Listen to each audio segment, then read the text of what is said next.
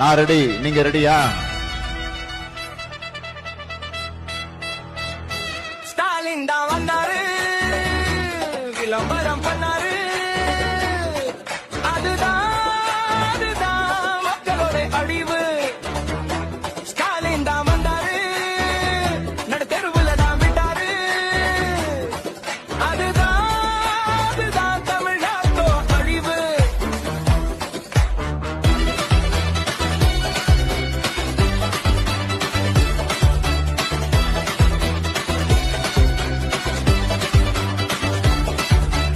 இருட்டா கிடக்கும் வீட்டுக்குள்ள இப்போ கரண்ட் பில்லு எகிருத்தம்மா.